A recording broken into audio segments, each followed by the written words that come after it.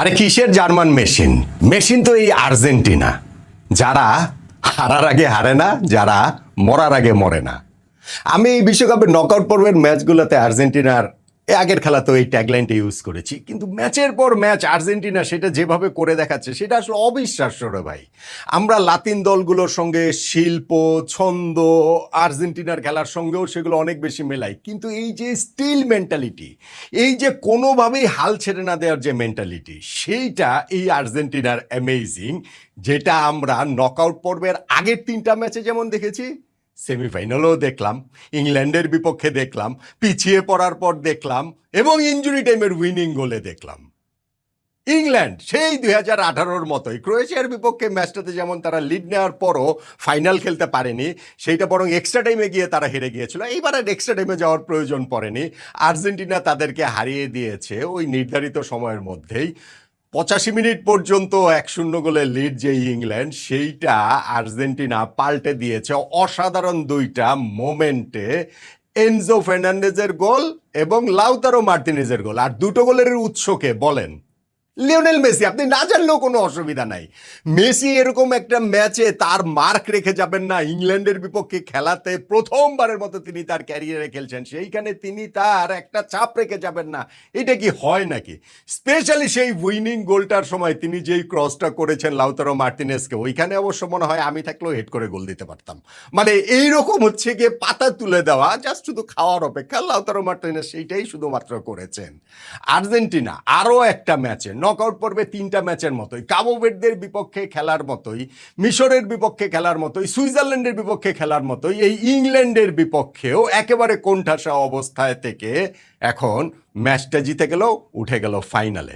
Argentina versus Spain 4 বছর আগে, 3.5 বছর আগে যেই বিশ্বকাপটা আর্জেন্টিনা জিতেছিল, সেইটা ডিফেন্ড করা থেকে এখন তারা আর মাত্র একটা ম্যাচ দূরে।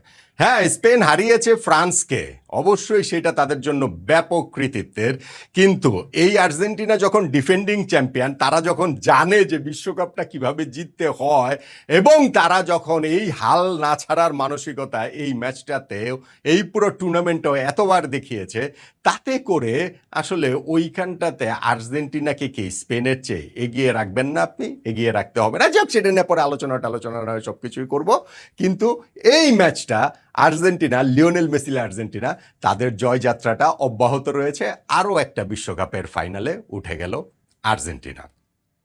এখন যেই ম্যাচটা হয়েছে সেই ম্যাচটাতে আর্জেন্টিনা তো ম্যাচের রেজাল্টটা ফোর্স করেছে ডেফিনেটলি। ইংল্যান্ড এগিয়ে গিয়েছিল সেকেন্ড হাফের শুরুতে, 55তম মিনিটে যখন অ্যান্থনি গর্ডন সুন্দর করে তিনি হচ্ছে গিয়ে বলটারে যেভাবে কন্ট্রোল করলেন, মলিনার পেছন দিয়ে এসে বলটাকে অ্যাপারেন্টলি মনে হয় শুধুমাত্র ট্যাপিন, কিন্তু রজার্সের সেই ক্রস থেকে ট্যাপিনটাকেও যেভাবে কন্ট্রোল করে দিয়েছেন সেটা আসলে দুর্দান্ত। ইংল্যান্ডের পয়েন্ট অফ ভিউ থেকে যেটা ভুল এবং যেটা আর্জেন্টিনার পক্ষে গেছে, সেটা হচ্ছে কি গোল দেওয়ার পরে ইংল্যান্ড ডিফেন্সিভ হয়ে গেছে। মানে তারা ভেবেছে যে তারা বাকি সময়টাকে আর্জেন্টিনাকে আটকে রাখতে পারবে, তারা ভেবেছে আর্জেন্টিনা মেক্সিকো, মানে মেক্সিকোর সঙ্গে যেমন তারা ওইখানটাতে হচ্ছে গিয়ে 10 জন নিয়ে খেলে সেকেন্ড হাফের এই যে এই 54-55 মিনিটে তো রেড কার্ডটা খেয়েছিল, বাকি সময়টাতেও তারা জিততে পেরেছে, ভেবেছিল আর্জেন্টিনার সাথে যাবে। ভাই পারে নাকি? এটা কি হয় নাকি? আমি আগেই ভিডিওতে বলেছিলাম যে আর্জেন্টিনার টার্গেটটা থাকবে হচ্ছে গিয়ে ইংল্যান্ডকে লো ব্লকে নিয়ে যাও যদি তারা গোল খায়ও, এবং ইংল্যান্ডে সেই কাজটা করে দিয়েছে। এবং ইংল্যান্ড ওই সময় ওই অ্যান্থনি গর্ডনকে তুলে তারা ডিফেন্ডার নামাচ্ছে, 5 জন ডিফেন্সে নিয়ে যাচ্ছে, ফলে দুই পাশ থেকে আর্জেন্টিনা বৃষ্টির মতো ক্রস করা শুরু করছে। অ্যাপারেন্টলি মনে হতে পারে যে আর্জেন্টিনা এইসব ক্ষেত্রে, ইংল্যান্ড তো দীর্ঘদেহী, তাদের ফুটবলাররা, তাদের ডিফেন্ডাররা, তাদের মিডফিল্ডাররা, আর্জেন্টিনা তো ছোটোখাটো। আর্জেন্টিনা ছোটোখাটো হলেও এই বিশ্বকাপে কর্নার থেকে তারা 3টা গোল দিয়েছে। এই ওয়ার্ল্ড কাপে 48 দলের মধ্যে ওই দৈর্ঘ্যের দিক থেকে তৃতীয় সর্বনিম্ন হচ্ছে আর্জেন্টিনা, কিন্তু তারা এই জায়গায় এক্সপার্ট। আর এত ক্রস যখন ইনভাইট করে, এবং আর্জেন্টিনাও পেয়ে বসেছিল ইংল্যান্ডকে, মনে হচ্ছিল গোল হওয়াটা কেবলমাত্র সময়ের ব্যাপার। ভাই 85 মিনিটে যে এই গোলটা হয়েছে, তার আগেই তো গোলটা হতে পারতো না? কতগুলো চান্স ওই জায়গাটাতে ইংল্যান্ড মিস করেছে। ইংল্যান্ডের বিপক্ষে আর্জেন্টিনা, ইংল্যান্ড কোত্থেকে মিস করবে? ইংল্যান্ড তো আর আর্জেন্টিনা পোস্টের দিকেই আর যায় নাই, তারা ভেবেছে ওই লিডটা প্রোটেক্ট করবে। এবং সেইখান থেকে হচ্ছে গিয়ে ধরেন তাদের পিকফোর্ড অসাধারণ কয়েকটা সেভ করছে, বারে লেগেছে, মানে 2 সাইডের পোস্টেই তো অ্যালেক্সিস ম্যাকঅ্যালিস্টার লাগিয়েছেন, কিন্তু ফাইনালি গিয়ে তাদের হচ্ছে গিয়ে ওইখান থেকে যেইভাবে তারা গোলটা আদায় করে নেয়, সেটা একটা ম্যাজিক। লিওনেল মেসির পাস, পাসটা এমন কোনো ম্যাজিক্যাল পাস না, একটা হচ্ছে নর্মাল পাসই, কিন্তু এনজো ফার্নান্দেজ যেই শটটা বক্সের বাইরে থেকে নিলেন সেইটা ম্যাজিক। ওয়ার্ল্ড কাপ জিততে হলে এটা লাগে। ওয়ার্ল্ড কাপ সবসময় একজনের উপরে ভর করে জেতা যায় না। এই যে গত 2টা ম্যাচে মেসি গোল করছেন না, কিন্তু আর্জেন্টিনা অন্যরা পুষিয়ে দিচ্ছেন। এই যে গত ম্যাচটাতে হুলিয়ান আলভারেজ কি একটা গোল করেছেন, যেটা আমি বলছি জাদুঘরে রেখে দেওয়ার মতো। সেই জাদুঘরে আলভারেজের গোলের পাশে এনজো ফার্নান্ডেজের গোলটাও আসলে রাখতে হবে। বক্সের বাইরে থেকে নেওয়া বুলেট করতে যেই শট, যেইটা তিনি অনেক স্পেস পেয়েছিলেন, সেইটাতে বলটা জালে জড়িয়ে দিলেন 85তম মিনিট। খেলা যে এক্সট্রা টাইমে যাবে না সেটা তখনই বোঝা গিয়েছিল। মানে আর্জেন্টিনা ওই এই মানে অতিরিক্ত 30 মিনিট তাদের জেতার জন্য প্রয়োজন নাই, এবং এক্স্যাক্টলি সেই জিনিসটাই হয়েছে।